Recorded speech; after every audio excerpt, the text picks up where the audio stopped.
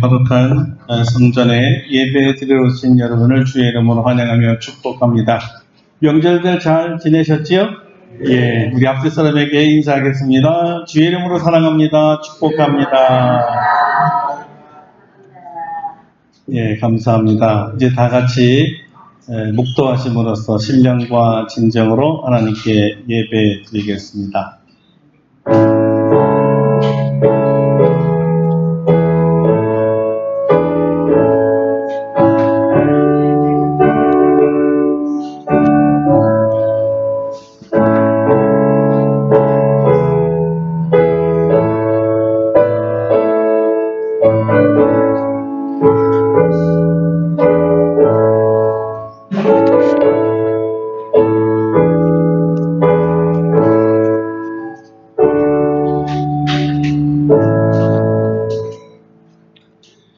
찬송하리로다. 하나님 곧 우리 주 예수 그리스도의 아버지께서 그리스도 안에서 하늘에 속한 모든 신령한 복을 우리에게 주시되, 거룩하신 하나님, 오늘도 우리에게 귀한 날 허락하여 주셔서 주의 성전에 모이게 하시고 우리를 구속하신 성삼위 하나님을 찬양하며 예배할 수 있게 해주심을 감사드립니다.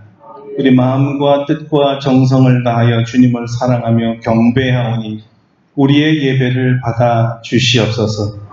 우리 하나님 이 시간에 우리에게 좌정하사 주님이 여기 계신 것을 우리에게 알려주시고 주의 영광 가운데에 들어가 하늘에 속한 신령한 것들이 무엇인지 아는 시간 되게 하여 주시옵소서. 날마다 그리스도를 아는 지식에서 자라나게 하게 하시고 범사에 감사함으로 하나님께 영광 돌리는 삶이 되게 하여 주시옵소서. 오늘 이 시간에도 하나님의 크신 은혜가 풍성하게 내려주실 줄 믿사오고 예수님의 이름으로 기도드립니다. 아멘. 우리 다 같이 일어나셔서 찬송가 1장으로 하나님께 영광 돌립니다.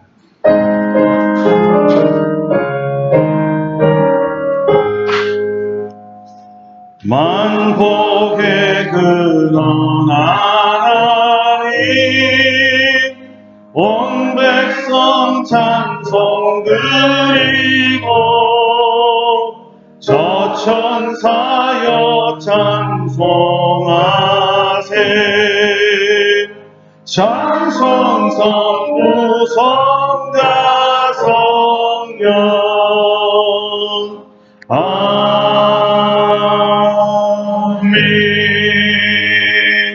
예, 성시교독 19번째 시편 32편입니다. 함께 교독합니다. 허물의 사함을 받고 자신의 죄가 가려진 자는 복이 있도다.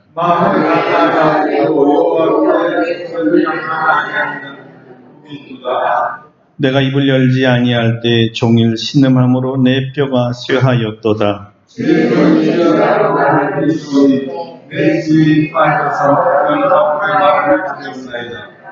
내가 주께 내 죄를 아뢰고 내 죄악을 숨기지 아니하였더니 이로 말미암아 모든 경건한 자는 주를 만날 기회를 얻어서 주께 기도할지라.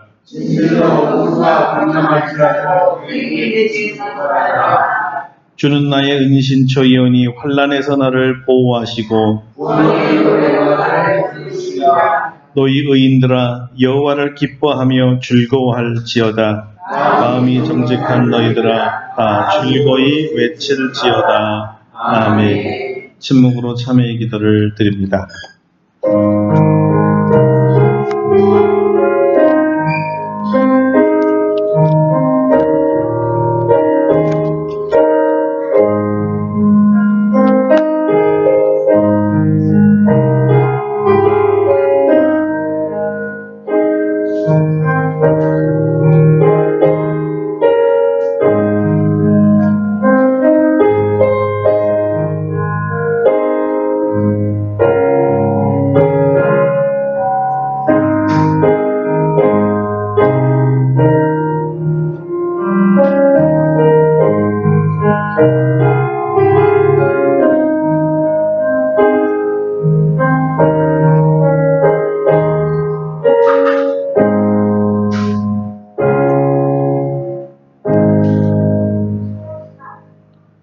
우리를 향하신 하나님의 용서의 말씀입니다.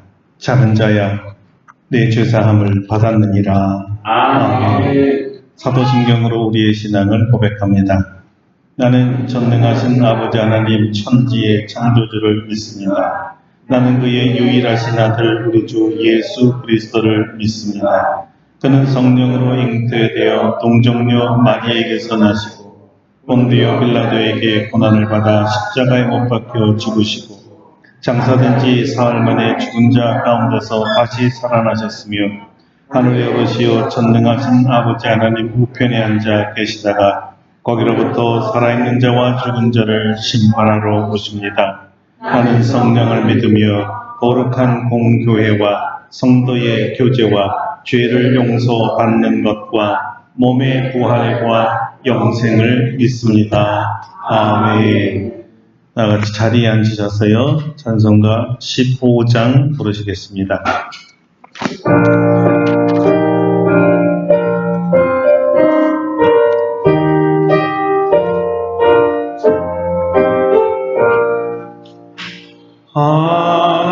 하나님의 크신 사랑 하늘에서 내리사 우리 맘에 항상 계셔 온전하게 하소서. 우리 주는 자비하사 사랑 무한하시니 두려워서 떠는 자를 구원하여 주소서. 걱정 근심 많은 자를 성령 감화하시며 복과 은혜 사랑받아 평안하게 하소서. 전과 끝이 되신 주여 항상 인도하셔서 마귀 유혹 받는 것을 속히 끊게 하소서. 전능하신 아버지여 주의 능력 주시고 우리 맘에 임하셔서 떠나가지 마소서. 주께 영광 항상 돌려 천사처럼 섬기며 주의 사랑 영영토록 찬송하게 하소서. 우리 주의 거듭나서 흠이 없게 하시고 주의 크신 구원마다 온전하게 하소서. 영광에서 영광으로 천국까지 이르러 그 신사랑 감격하여 경배하게 하소서.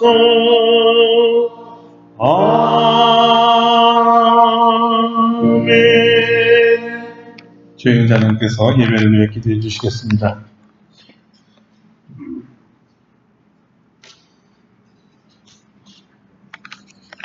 사랑과 은혜가 풍성하신 아버지 하나님, 오늘도 우리들을 사랑하여 주셔서 추석을 지내고 우리 주의 권속들이 모두 모여서 하나님께 예배드릴 수 있도록 인도하여 주시니 감사를 드립니다. 하나님께서는 저희들을 항상 눈동자같이 지키시지만 저희들은 하나님의 보살핌을 알지 못하고 그저 타성에 젖어 어제 살아간 것처럼 오늘도 살고 기쁨도 없이 새로움도 없이 하나님이 안 계시듯이 살아가곤 합니다. 저희들의 어리석음을 용서하여 주시옵소서. 항상 깨어서 기도하고 육신을 소욕을 따라 살아가는 것이 아니라 하나님께서 주신 생명의 말씀을 따라 살아가는 우리 모든 성도들 될 수 있도록 인도하여 주시옵소서. 지난 주말에는 말라있던 온 대지를 흠뻑 적시는 비가 내렸습니다. 어느 지역에는 너무 많은 비가 내려서 물난리도 났다 합니다. 이 반가운 비와 함께 오래 지속되던 무더위도 많이 가신 것 같습니다. 지구의 온난화와 기후변화로 계절이 어떻게 지나는지 알 수 없는 상황입니다. 가을의 정취가 가득하여야 할 추석에 폭염으로 몸살을 앓고 이제 추분이 되었는데 가을의 중심에 있어야 할 시기에 비로소 아침 저녁으로 시원한 날씨를 경험하게 됩니다. 그나마 다행인 것은 지난 여름 뜨거운 날씨와 잦은 비로 온갖 과일과 농작물을 풍작을 이룬 것 같습니다. 모처럼 경험하는 좋은 날씨에 우리 모든 성도들 적당한 운동과 좋은 음식으로 더욱 건강해질 수 있도록 인도하여 주시옵소서. 주님께서는 저희들을 지으셨으며 우리가 다시 예수님을 믿고 하나님의 자녀가 된 이후에는 주님께서 직접 자녀를 돌보시고 성장해가는 모습을 보는 줄을 믿습니다. 항상 저희들의 삶을 지키시는 하나님께 감사드립니다.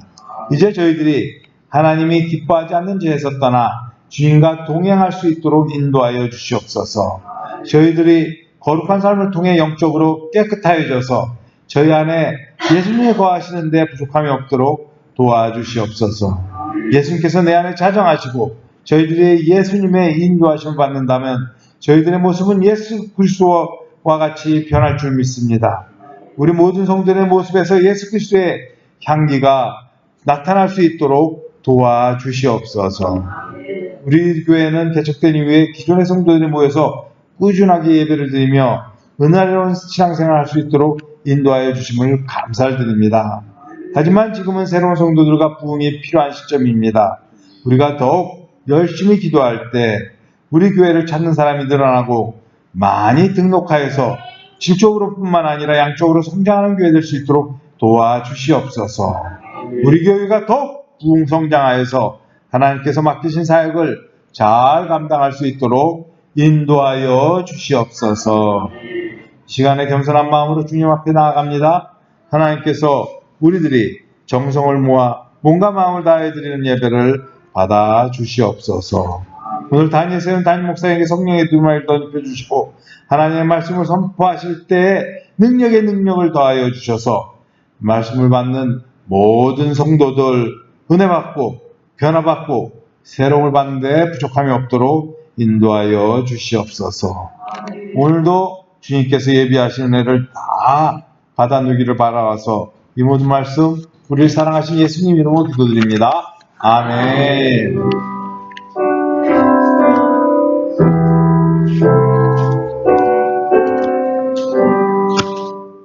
네, 기도 감사합니다. 오늘 우리에게 주신 하나님의 말씀은 구약성경 사무엘하 18장입니다.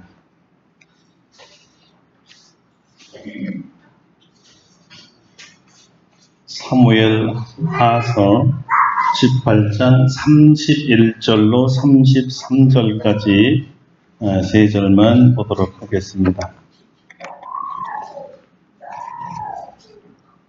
이제 봉독해 드리겠습니다. 구스 사람이 이르러 말하되 내 주 왕께 아랠 소식이 있나이다. 여호와께서 오늘 왕을 대적하던 모든 원수를 갚으셨나이다 하니 왕이 구스 사람에게 묻되 젊은 압살롬은 잘 있느냐?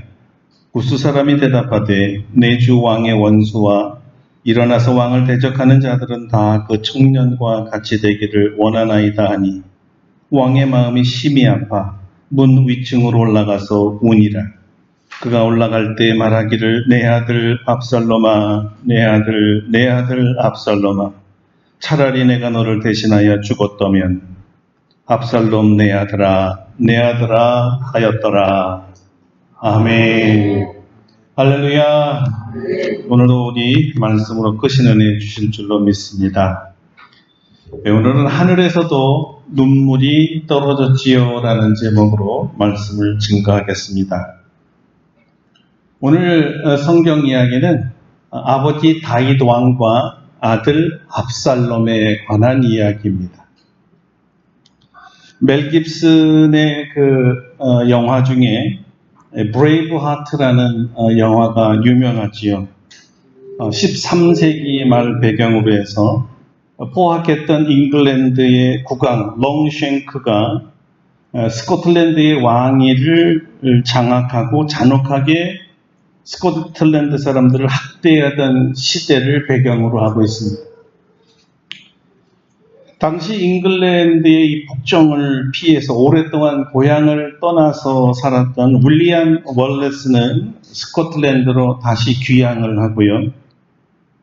훈련되지 않았던 그렇지만 용맹스러운 사나이들로 구성된 민병대의 지도자가 됩니다.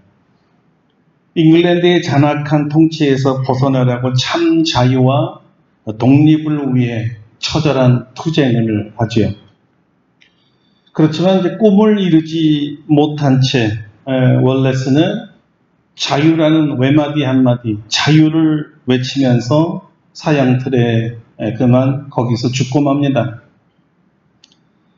그의 자유를 위한 용기와 애국심이 스코틀랜드 사람들의 마음과 힘을 하나로 뭉치게 만들었습니다. 이 영화에는 아들과 아버지, 네 부자들에 대한 이야기가 나옵니다. 그 첫 번째 아버지와 아들은 영화의 주인공인 바로 월레스 가족입니다. 윌리엄 월레스는 중류층 지주였던 아버지 말콤 월레스의 둘째 아들로 태어납니다. 윌리엄의 어린 나이에 아버지 말콤은 잉글랜드, 영국과 싸우다가 전사합니다. 그런데 그 죽은 그 아버지의 시신이 마치 살아있는 아들 윌리엄에게 무엇인가를 속삭이는 것 같은 소리를 윌리엄 아들이 듣게 돼요. 윌리엄, your heart is free. Have the courage to follow it. 무슨 얘기냐면요. 윌리엄, 네 마음은 자유다. 그 자유를 따라 용기를 가져라 라는 말입니다. 자유를 위해서 담대하라는 뜻이었습니다. 자유를 위해. 비록 어린 시절에 환상에서 들려진 아버지의 목소리이지만 윌리엄은 아버지의 목소리를 평생 마음에 담고 살았습니다. 그리고 마지막에는 아버지의 말대로 스코틀랜드의 자유와 독립을 위해 자기 몸이 12조각으로 찢겨져서 영국의 각 지방으로 보내질 정도까지 자유를 위해서 싸우다 죽었죠. 자, 아버지의 목소리가 이렇게 강력한 것이었습니다. 아버지의 목소리를 따라 아들은 자유를 선택했고 그 자유를 위하여 기꺼이 자기 생명을 던졌습니다. 우리가 알기 원하는 두 번째 아버지와 아들, 그 부자는요, 캠벨 부자입니다. 이 사람들은 이제 스코틀랜드의 중류층 장수들, 요즘에 장성이라고 그러죠. 장수들 부자예요. 그 유명한 스털링 전투에서 아버지는 영국과 싸우다 최후를 맞이합니다. 이 가슴에 이제 화살을 깊이 박힌 채 자신의 죽음을 바라보고 있는 이제 아들 품에서 마지막 말을 이렇게 남깁니다. 아들아, 사랑한다. 나는 네가 자랑스럽다. 너는 스코틀랜드의 대장부다. 그때 아들이 이렇게 얘기해요. 아버지, 저도 아버지가 자랑스럽습니다. 아버지는 아들에게 조국의 자유를 위해 몸바쳐 싸우는 충성을 몸소 보여주었습니다.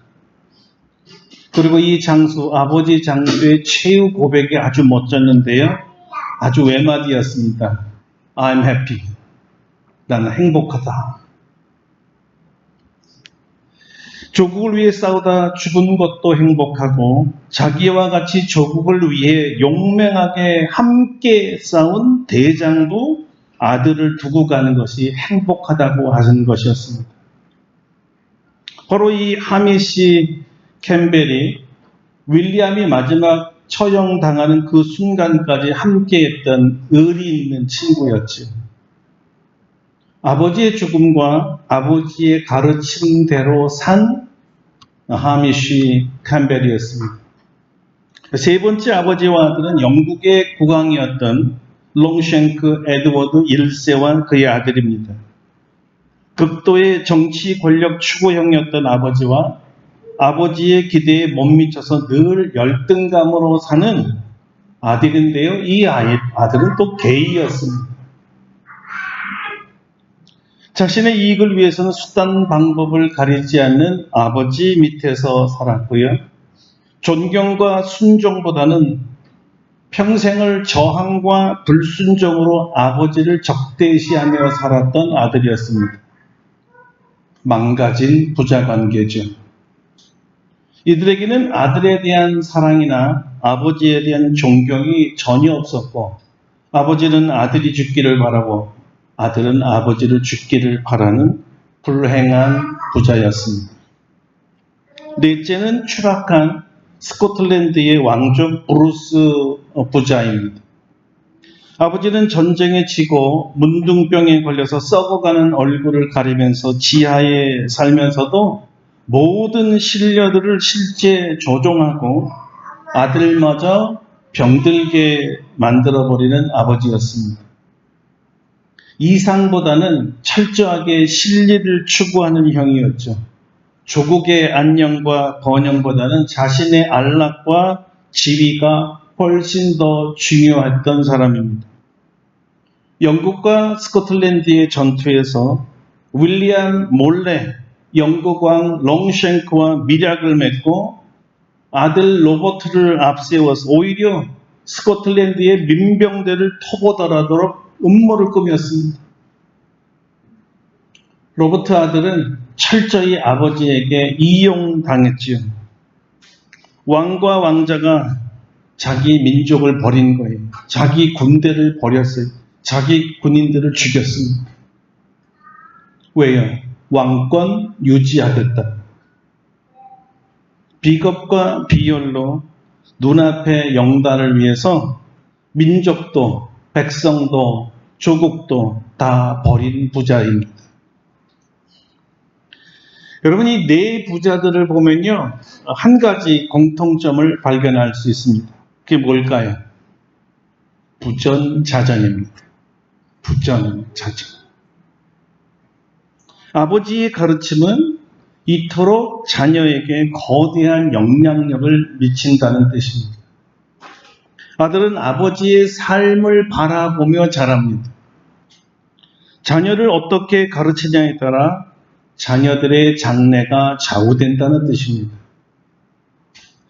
자녀들에게 어떤 삶을 보여주느냐에 따라 자녀는 보고 배웁니다. 어느 아들이 이런 고백을 하더라고요. 우리 아버지는 말로 우리를 가르친 아버지가 아니라 삶으로 우리를 가르친 아버지였습니다. 이 말 속에 보면 아버지에 대한 존경이 물씬 드러나죠. 오늘날 우리의 가족 관계를 보면 부모 자식 간에 아주 심한 갈등이 많은 시대에 살고 있습니다. 대개는 거의 단절이, 대화가 많이 단절되는 모습을 우리가 볼 수 있는데요. 이것은 무엇을 그리고 어떻게 라는 두 가지를 부모가 자식에게 가르치지 않았던 결과물입니다. 교육 철학 없이 아이를 가르치고 교육 방법도 세워놓지 않은 채 그저 자녀들 잘 되기만을 바라고 저절로 훌륭해지기를 바라는 부모 밑에서 자라는 아이들은 부모님의 기대와는 전혀 다르게 오히려 반항과 그 다음에 방황으로 살아가는 자녀들이 되더라고요. 이런 부모 자식 간의 갈등은 때로는 일어나서는 안 되는 윤리적으로 있을 수 없는 끔찍한 아주 심각한 사건을 일으키기도 합니다. 오늘 우리가 읽은 본문에는 부자 간에 원만하지 못한 결과로 일어난 한 아버지의 피눈물 쏟아내는 사건이 기록되어 있습니다. 부자 간의 심한 대립과 갈등으로 서로가 적이 되어서 부자 간에 서로 칼을 겨누어야만 했던 이런 상태였습니다. 아주 비극적이죠. 사무엘서 기자는 아버지의 사랑을 받지 못하고 아버지에게 대항하다가 결국 죽어야만 했던, 그러나 아버지는 적어도 마음 깊이 사랑했던 그 아들의 죽음을 보면서 통곡하는 아버지를 그리고 있습니다. 이렇게 말이죠. 왕의 마음이 심히 아파 문으로 올라가서 우니라. 저가 올라갈 때 말하기를 내 아들 압살롬아, 내 아들 압살롬아, 내가 너를 대신하여 죽었다면 압살롬 내 아들아, 내 아들아 하였더라. 아버지는 아들의 시신을 붙들고 내 아들아, 내 아들아 장렬하고 있습니다.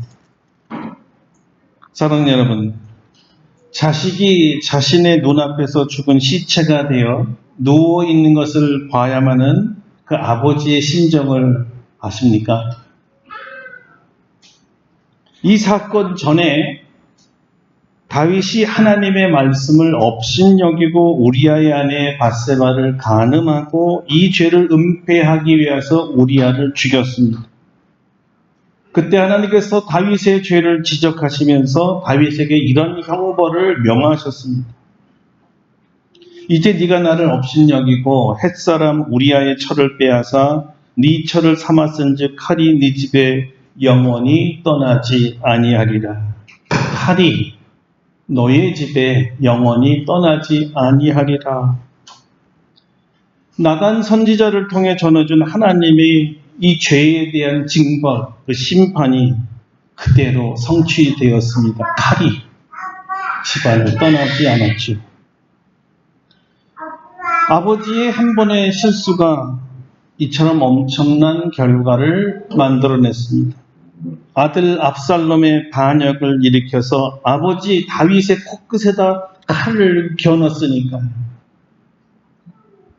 아들이 아버지를 죽이겠다 칼을 들이댄 거잖아요. 압살롬은 온 이스라엘 백성의 마음을 아버지 다윗 왕에게서 다 훔쳐갔고 스스로 왕이 되었고 이제 아버지를 죽이려고 전쟁을 일으켰던 것입니다. 그러나 불행히도 전쟁에서 역전의 용사들이었던 이 다윗의 군대를 이겨내지 못하고 마지막엔 자기도 비참하게 죽임을 당했습니다. 왜 이런 일이 일어났을까요? 왜 압살롬은 죽어야 했을까요? 왜 압살롬은 아버지를 죽이려고 했을까요? 그 누구도 모를 수 있지만 단 한 사람은 너무나 잘 알고 있었습니다. 그 한 사람이 누구일까요? 압살롬의 아버지 다윗이었습니다. 다윗은 자신이 범행한 결과로 자식이 죽어야 함을 보고 마음이 찢어졌어요. 찢어진 마음으로부터 피눈물이 쏟아져 나왔던 것입니다. 압살롬, 내 아들, 내 아들아. 왜 압살롬의 범행을 미리 막지 못했을까요? 왜 아버지를 쫓아내고 아버지를 죽이려고 했죠? 그 원인을 알아야 됩니다. 성경은 우리에게 그 원인을 잘 배우고 너희는 다윗과 같이 되지 말라고 경고하고 있는 거예요. 다윗과 같이 되지 말라. 첫째로 다윗은요, 자녀 교육을 실패한 사람입니다. 여러분이 알다시피 다윗처럼 하나님과의 관계에서 나무랄 데 없는 모범적인 경건한 신앙인이 없었습니다. 최고였어요. 하나님과의 관계에 있어서는 세상 누구도 다윗을 따라할 수 없었어요. 주님과 늘 대화하기를 즐겼습니다. 찬양과 경배가 없으면 마치 신의 인물을 갈급하는 사슴과 같다. 이렇게 표현하기도 했지요. 시편 86편에서는 내가 종일 주께 부르짖나이다 하면서 24시간 주님과 대화하는 것이 그의 행복이었다라는 것을 간증도 한 적이 있습니다. 그러나 하나님의 이 엄청난 좋은 관계만큼 아들과는 대화조차도 없었습니다. 만나주지도 않고 아들이 만나달라고 해도 만나지 않았고 대화라는 것은 일체 없었습니다. 만남과 대화가 거절된 아들이 무엇을 결심한 줄 아십니까? 나를 사랑하지 않아서 말 한마디 안 하는 아버지? 나도 필요 없어. 내게 필요 없는 아버지는 일찍 없앨수록 좋지. 이런 마음이었어요. 사랑하는 여러분, 하나님과 우리와의 관계가 하나님 제1우선주의 넘버원, 그건 두말 없이 잘하는 거예요. 아주 그래야 되는 거예요. 그렇게 해야죠. 당연하죠. 하나님과의 대화가 제일 중요하다. 맞습니다. 그런데 왜 그게 중요하냐? 왜 하나님과의 대화가 필요할까요? 사랑하는 자녀들을 도울 힘과 능력과 지혜와 사랑을 하나님으로부터 받아야 되기 때문이죠. 기껏 잘 구해서 응답받은 귀한 은사들을 정작 부어줘야 될 아들에게는 부어주지 않고 남의 여자 탐하는 데 사용했으니 이것을 바라본 아들이 가만히 있을 수가 있겠어요? 여러분 혹시 가정에서 아이들이 부모가 말하는데 무조건 대드는 자녀들이 있습니까? 아예 불순종하기로 작정하고 덤벼듭니까? 여러분 이런 현상이 있는 것은요 절대 아이들만의 잘못이 아닙니다. 문제의 근원이 부모에게 있거든요. 사랑받지 못한 아이, 사랑 베품 없이 살아갑니다. 핀잔받으면서 자란 아이는요 늘 남을 핀잔하며 살아가더라고요. 인정받지 못하는 아이는요 늘 남을 업신여기면서 살아갑니다. 성경은 이것을 뭐라고 얘기해요? 심은 대로 거둔다 이렇게 얘기합니다. 자, 둘째로 압살롬에게 하나님 업신여김의 죄가 얼마나 무서운지 이 아들에게 가르치지를 않았습니다. 왕이 되기에 필요한 궁중 예절이나 병법이나 자기 사람 만드는 법이나 세상 지식은 가르쳤는지 몰라도 하나님 말씀은 가르치지 않았습니다. 자신이 하나님의 말씀을 업신여겨서 이 환난을 당해 왔으면서도 너희들은 절대 하나님 말씀 어기면 안 된다. 이렇게 마음판에 새겨놓지를 못했어요. 아니, 안 왔습니다. 그렇게 안 했어요. 감히 아버지의 아내를 넘보고 아버지의 자리를 박탈하고 심지어 아버지를 죽이려 하는 짓을 할 수 있도록 그 양심에 아무 기준을 심어놓지 않았다는 거죠. 이렇게 하면 안 되는 거야. 배우질 못했습니다. 보통 아버지들이 자신들의 시대에 이루지 못한 꿈은 자식들이 꼭 이뤄달라고 그래서 자식들에게 반쇠뇌하면서 기르잖아요. 너는 이렇게 해야 된다. 아버지처럼 안 된다. 그리고 부모들이 철저하게 실패한 일에 대해서는요. 아주 귀가 다갑게 부모들이 하는 소리가 뭐예요? 너는 아버지처럼 이렇게 실패하면 안 돼. 이런 식으로 하면 안 되는 거야. 아주 귀가 다갑게 얘기를 하거든요. 저희 선친께서도 그러셨어요.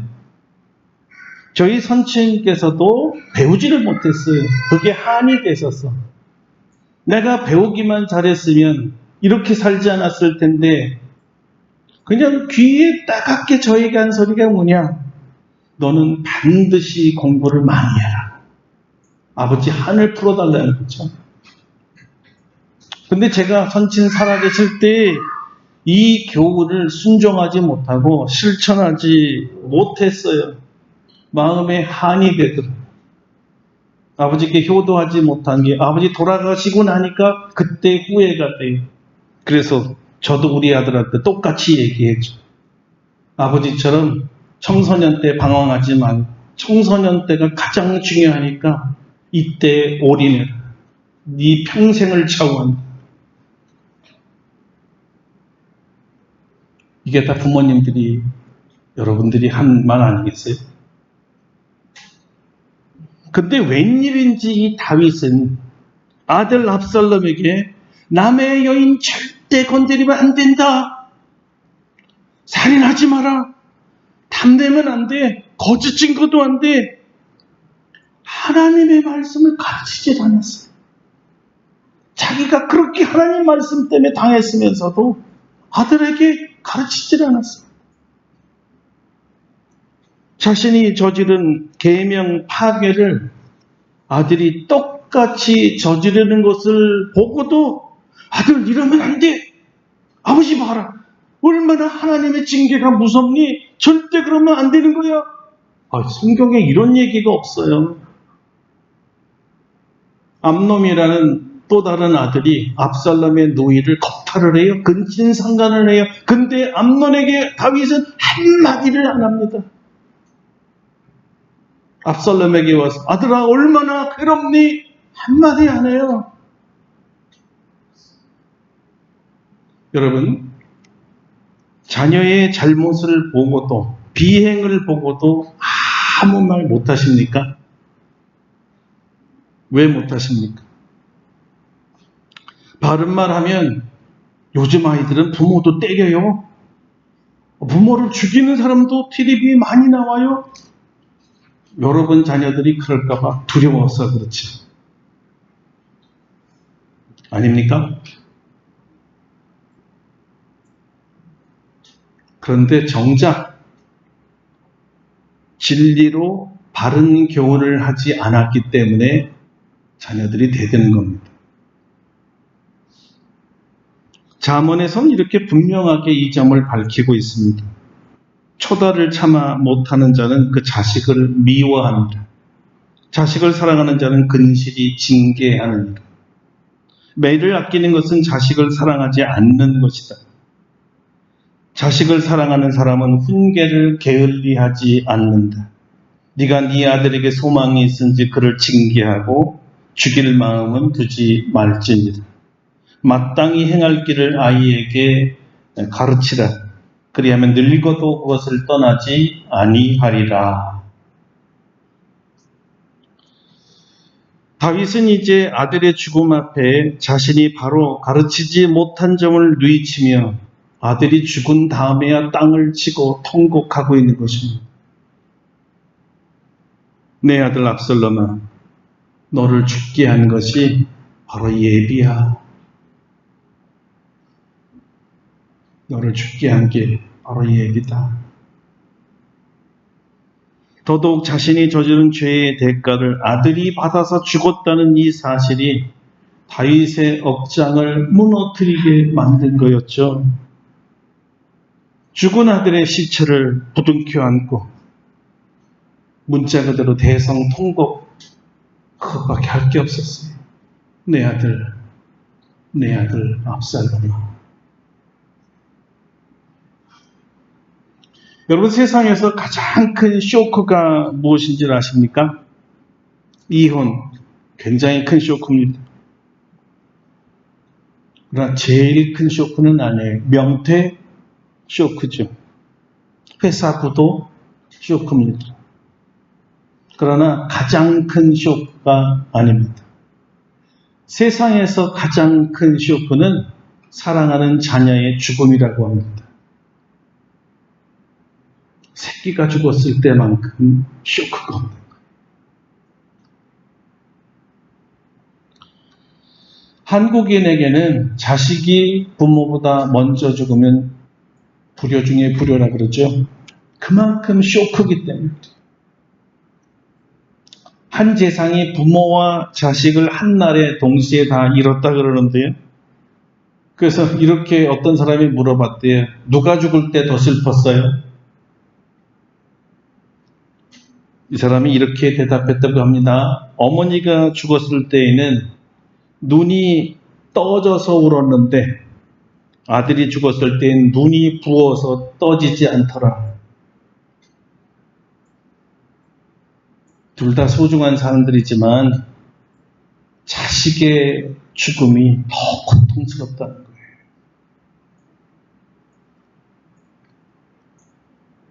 다윗 왕이 무엇이라고 말합니까? 내 아들 압살롬아, 내 아들 압살롬아, 내가 너를 대신하여 죽었다면 압살롬, 내 아들아, 내 아들아. 다윗은 후회와 슬픔의 이 고배를 마셔야 했습니다. 너무 쓰다 못해 혀를 녹이고 간장을 녹일 쓴 눈물이었습니다. 나 때문에, 내 죄 때문에 네가 죽다니. 차라리 내가 죽었어야 했는데. 내가 죽는 게 마땅한데. 왜 내가 죄를 지었는데 네가 죽느냐.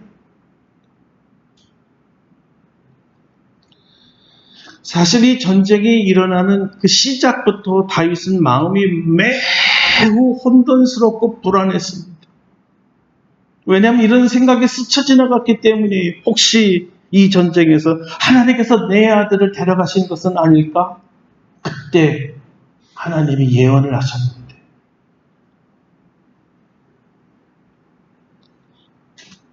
그래서 이 전쟁 속에서의 다윗의 최고의 관심은요, 다른 데 있지 않았어요. 어디에 있었을까요?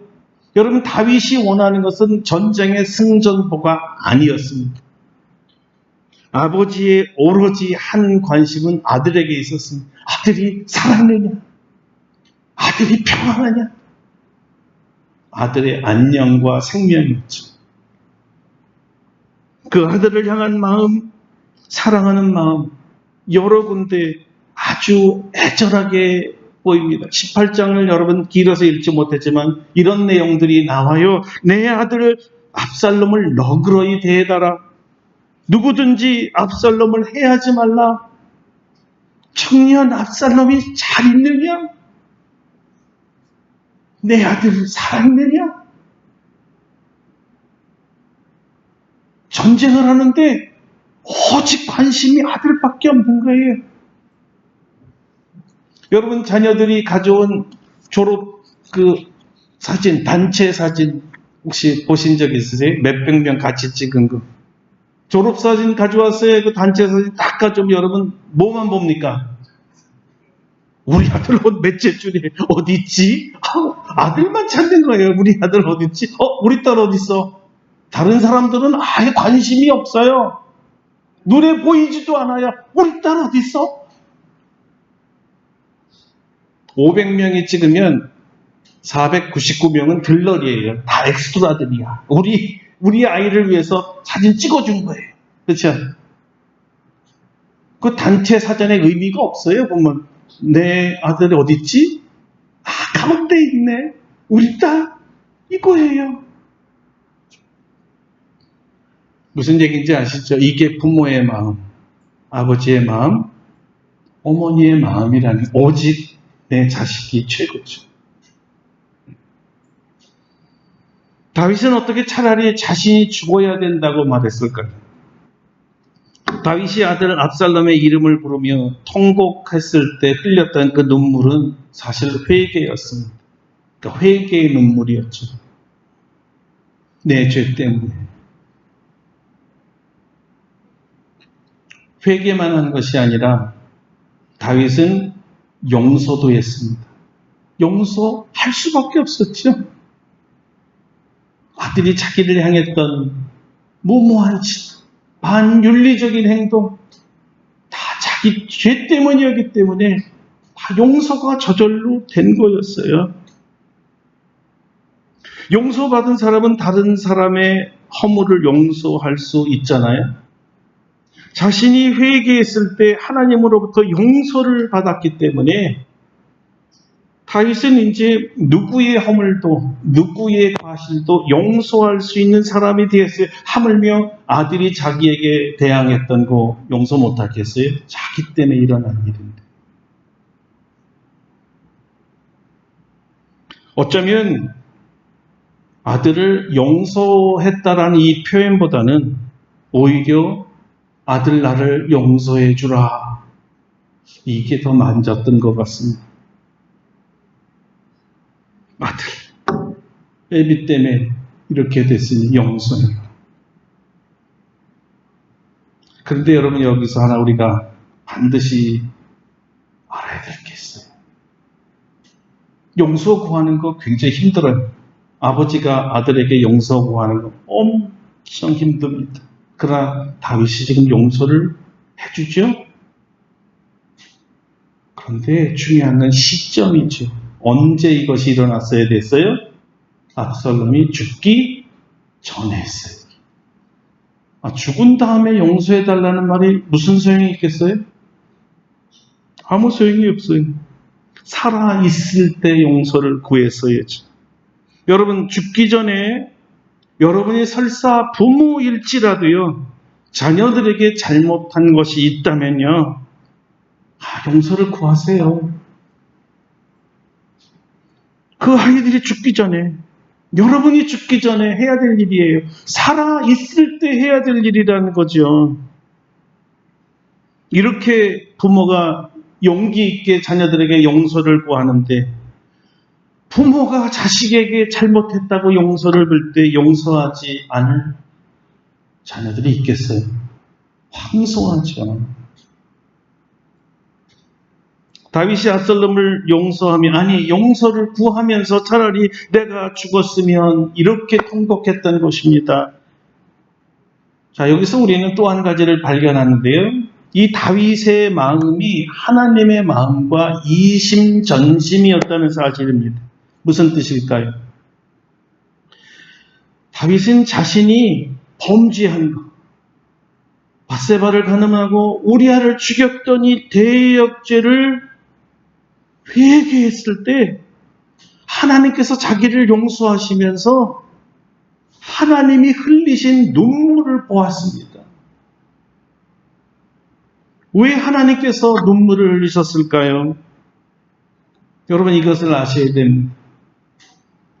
우리가 죄를 지으면 우리 하나님께서 우리보다 더 마음을 아파한다.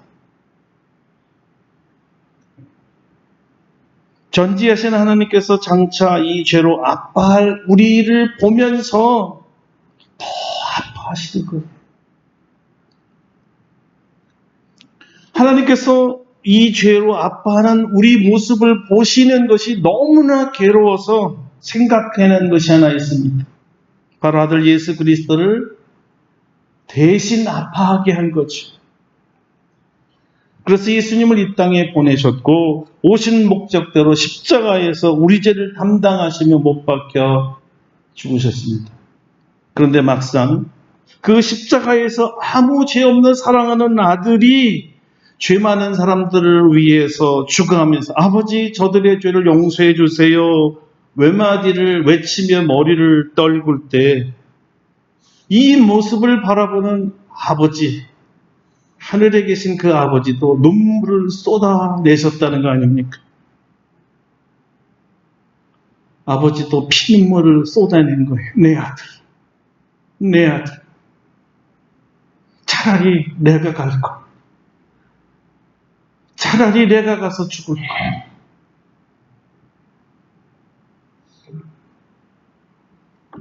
아들의 고통은 아버지의 고통이고 아버지의 고통은 아들의 고통이기 때문이죠. 아들의 죽음은 곧 아버지의 죽음과 같습니다. 다윗은 하늘에서 흘리는 그 고통의 눈물을 자기 가슴에 담았습니다. 자신을 용서해줬던 그 아버지의 놀라운 사랑의 눈물로 아들이 자기를 반역했을 때 용서해 줄 수 있었습니다. 하나님이 나를 용서한 것이 나도 아들을 용서했던 거죠. 사랑의 눈물로, 용서의 눈물로 아들을 불렀던 것입니다. 내 아들 압살롬아. 아버지에게는 아들의 어떤 죄악보다도 아들이 더 소중합니다. 여러분, 하나님으로부터 용서받은 사람은 용서하는 사람이 되는 거예요. 자, 사랑하는 성도 여러분, 하나님 아버지께서 우리가 용서하지 못한 마음을 가지고 우리의 자녀들을 대할 때 또다시 하늘에서 눈물을 흘리세요. 너희 죄를 용서하기 위해 내 사랑하는 독생자 예수 그리스도를 십자가에서 못 박을 때 하늘에서 나도 울었다. 나의 눈물과 내 아들의 피눈물로 용서받은 너희가 어찌하여 너의 사랑하는 자녀들을 용서하지 못하느냐? 너희 딸을 위하여 차라리 내가 죽었으면, 너희 아들을 위하여 차라리 내가 죽어야 마땅한데 왜 이렇게 이야기하지 않느냐?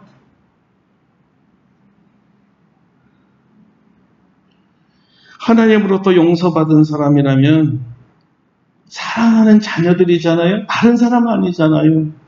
마땅히 모든 허물과 죄악을 용서해야 되지 않겠습니까? 다른 사람도 아니고 내 핏줄인데 말이죠. 여러분 기억하시기 바랍니다. 여러분이 용서하기를 주저하시면요, 하늘에서 또 한 번 굵은 눈물방울이 떨어져요. 하나님의 눈물입니다. 우리 자녀들을 하나님의 말씀으로 양육합시다. 하나님의 말씀을 업신여기지 않는 사람으로 만듭시다. 자녀와 대화하는 시간을 많이 가집시다. 죄의 값이 얼마나 큰지를 자녀에게 가르치는 거 두려워하지도 마시고 주저하지도 맙시다. 당장의 어려움보다는 영원한 평안이 있을 것입니다. 아이들이 잘못할 때 무조건 야단치는 게 잘하는 게 아니고요, 사랑으로 용서해 주는 게 아주 중요합니다. 자녀의 죄보다 더 중요한 것은 자녀라는 사실을 잃지 맙시다. 그거 잊으면 안 돼요. 우리로 인해서 자녀가 어려움을 당한 것들이 많습니다. 나 때문에 무고한 우리 자녀들이 희생받은 거 사실 많아요. 하나님께서 우리를 무조건 용서하신 것처럼 사랑하는 자녀들을 조건 없이 용서하는 게 뭐가 그렇게 어렵습니까? 그냥 용서하는 거예요. 단서 달지 말. 너 이러면 이런 말 빼셔야 돼요. 용서할 때는요, 절대 단서를 달면 안 됩니다. 반쪽 용서라 용서받는 사람이 받아들일 수가 없어요. 용서는 무조건적인 선포입니다. 여러분이 이 결단이 어려울 때마다 하늘에서 뚝뚝 떨어지는 하나님의 눈물을 꼭 기억하시기를 바랍니다. 기도합시다. 이 시간에 우리 부모님들은 자녀들에게 잘못한 거 하나님께 먼저 용서를 구하고요, 자녀들은 하나님의 말씀대로 살지 못하고 부모님을 존경하지 못한 죄들 용서를 구해서 가정마다 부모 자식 간에 화목이 일어나는 귀한 역사가 일어나기를 바랍니다. 다 같이 동성으로 기도하겠습니다.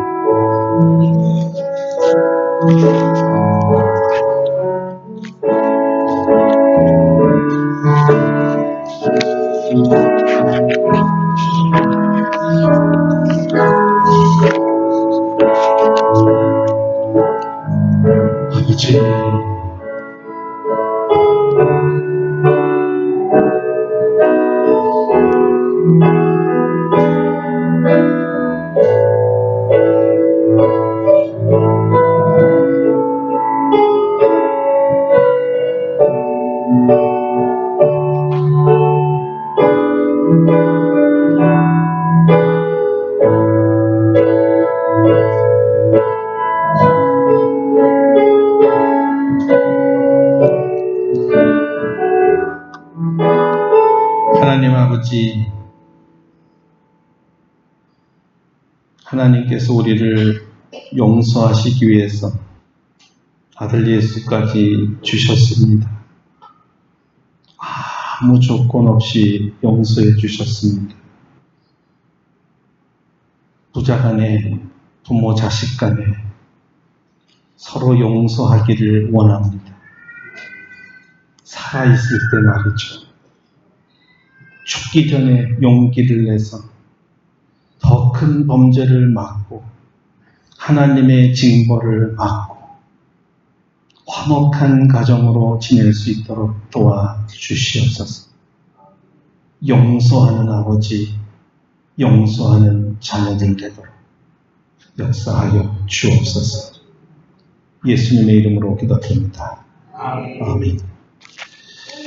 예, 오늘 말씀을 기억하시면서 294장 부르시고 준비하신 예물 봉헌하도록 하겠습니다. 294장입니다.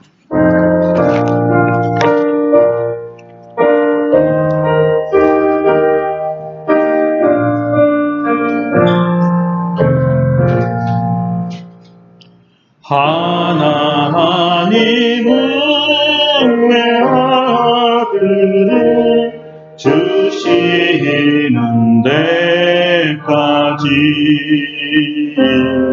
세상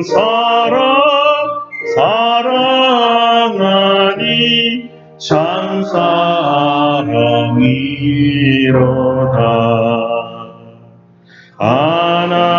하나님은 사랑이라 죄악에 빠졌던 우리까지 사랑하니 참 사랑 아닌가. 하나님을 배반하고 멀리 떠난 우리 원수같이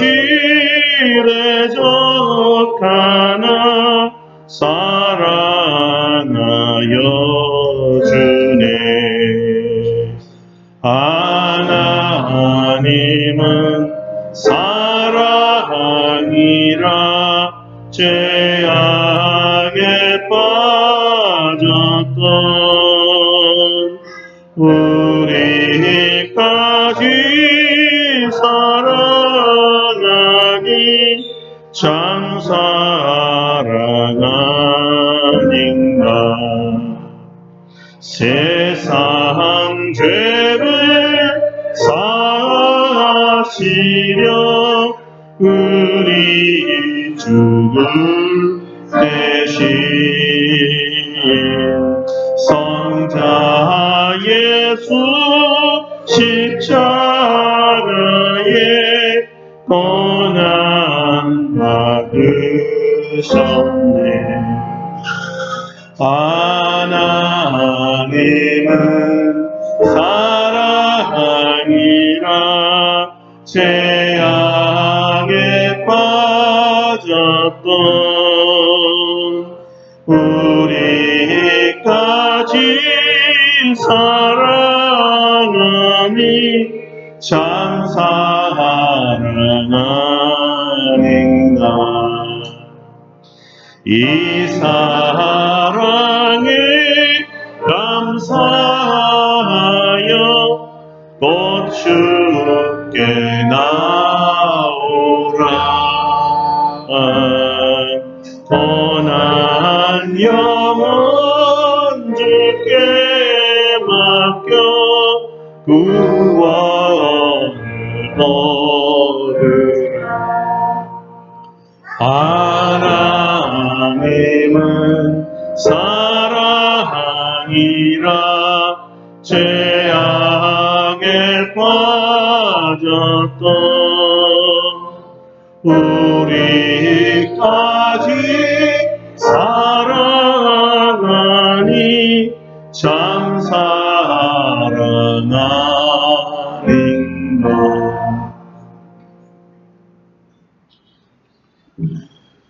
은혜가 풍성하신 하나님께 감사와 찬송과 영광을 돌립니다. 죄로 죽었던 우리를 은혜로 구원하시고 그리스도께서 죽으심으로 모든 형벌을 제해 주시니 감사드립니다. 이 세상 살아갈 때 만물을 창조하신 주님께서 그 풍성함을 따라 우리 모든 쓸 것을 채워주시니 감사드립니다. 사랑하는 성도들에게 자족하는 마음을 주시고 그리스도 예수 안에서 늘 승리할 수 있도록 역사하여 주시옵소서. 오늘도 감사하는 마음으로 11조를 드리고 감사헌금을 드리며 주정헌금과 선교헌금과 건축헌금으로 구제헌금으로 드립니다. 드리는 손길마다 하나님 기뻐 받으시고 저들을 한 사람 한 사람 안수하시고 축복하여 주시옵소서. 하늘의 신령한 복으로 가득 채워 주시옵소서. 성령의 은사와 열매들이 풍성하게 맺혀지게 하여 주시옵소서. 성령의 권능을 더하여 주시옵소서. 하나님의 전신갑주로 둘러 주시옵소서. 하나님의 권능이 임하게 하여 주시옵소서. 땅끝까지 이르러 증인되는 사명 감당하게 도와 주시옵소서.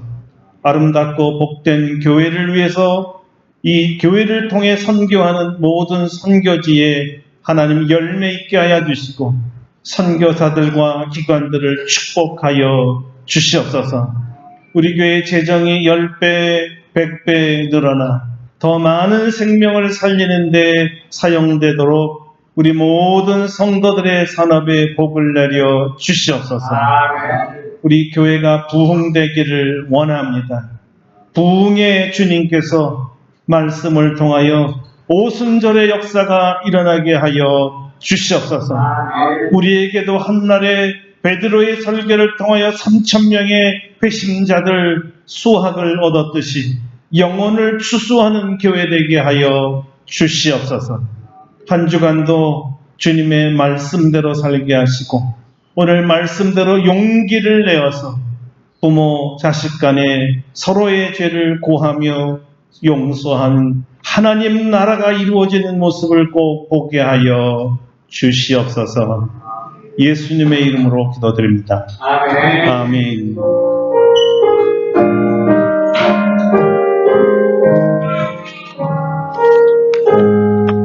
다 같이 일어나셔서 540장 부르시고 축도하고 예배를 마치겠습니다. 540장입니다.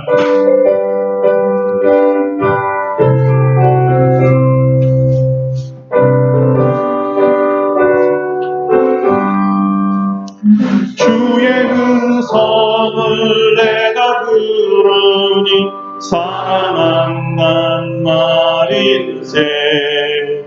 믿는 마음으로 주께 가오니 나를 영접하소서.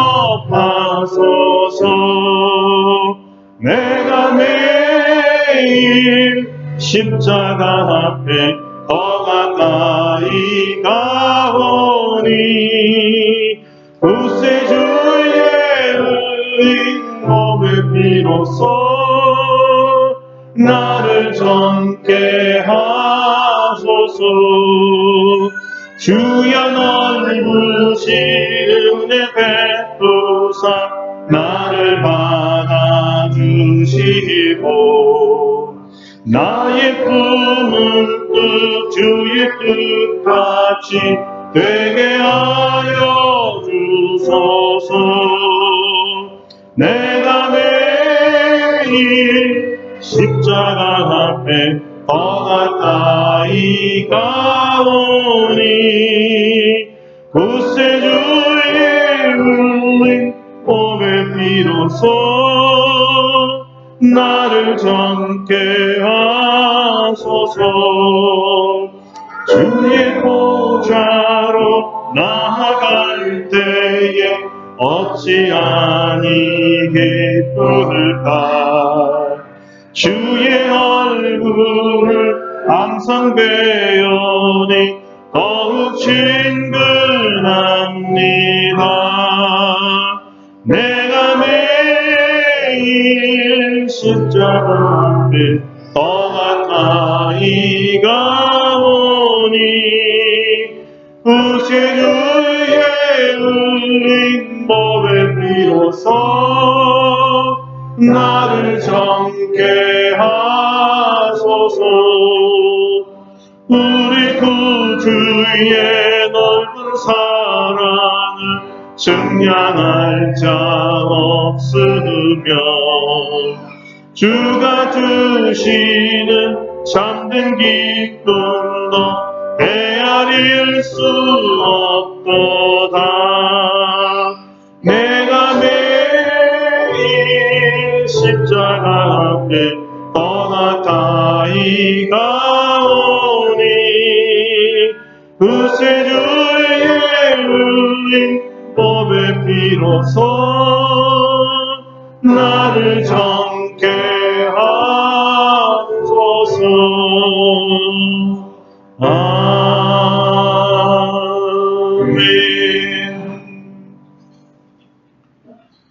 이제는 우리 주 예수 그리스도의 은혜와 하나님 아버지의 놀라우신 사랑하심과 성령의 교통하심이 오늘 다윗과 압살롬의 부자 관계를 보면서 하나님의 말씀대로 살아야 될 것을 바로 가르치지 못해서 사랑하는 아들을 먼저 하나님께 보내드려 통탄하며 그에게 하는 다윗과 같이 우리는 자녀들이 살아있을 때 우리의 지은 죄를 자녀들에게 용서를 구하고 자녀들은 부모님을 공경하고 순종하지 못하고 반항한 죄를 그에게 하며 가족 간에 서로 화해하는 놀라운 역사가 일어나기를 믿으며 나아가는 사랑하는 우리 모든 성도들 심령 위에와 세상에 있는 모든 아버지들과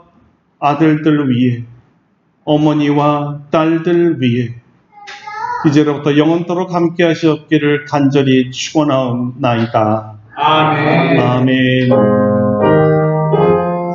할렐루야. 감사합니다. 우리 하나님께 감사와 영광을 올려드리겠습니다. 박수 드리겠습니다.